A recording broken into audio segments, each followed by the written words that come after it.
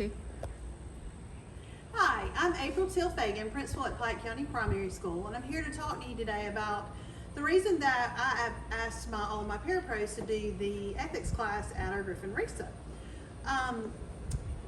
We have always spent a lot of time and resources providing professional development for our teachers, but our parapros are also a very important part of our learning community, and we expect them to be professional in how they speak and the way they act and the way they dress, but we really don't put them through the training and the professional development that the teachers go through.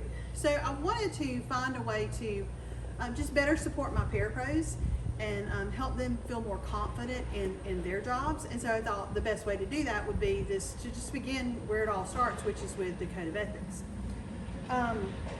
These are some things that I've heard from parapros that kind of led me in this direction. Sometimes they say, I'm just not sure what to do. Oh, I'm just a parapro. I don't know if, what my place is. I saw this happen, is this right? Or I'm not confident in my decision making or in speaking up when I feel uncertain about something. And then sometimes they'll say, I know we watched that Code of Ethics video at the beginning of the year, but I can't remember all that.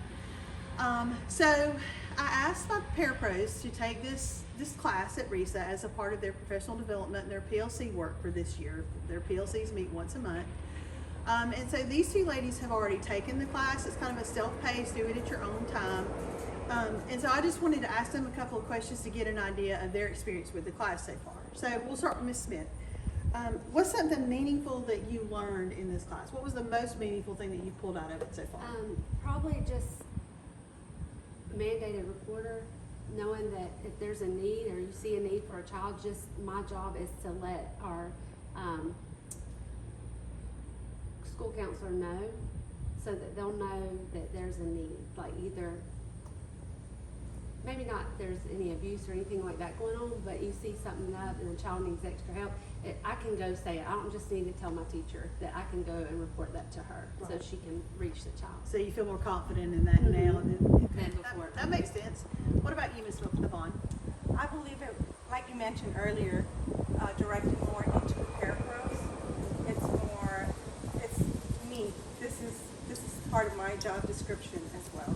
It's not just a teacher responsibility. I am here also to be a team player, and therefore I go in and, if I see the need, like you mentioned, meetings, extra help with the child, or simply if we see the child's behavior, should I say something? What do I do now? Go and speak up, as well as what our responsibilities as a parapro is now. Like it's very clear in the. What I really liked about the whole course was that you had videos and examples. Right. And so now it's you can relate to that. Oh, okay, I've seen this before. Now I know what to do next time. Great. What is something that surprised you? We'll start with you this time. Ooh, I think if I recall correctly, it's Standard 7, which it speaks about the money and the gifts. And something that we pretty much don't think about, and we take a little bit for granted, like, oh, I received a gift, yay. But they can be misinterpreted. Even though it's a Christmas gift, even though it's, maybe just a birthday gift, but we have to be very aware of what comes behind it, what's attached behind all that. So I think that's one that really outstood to me.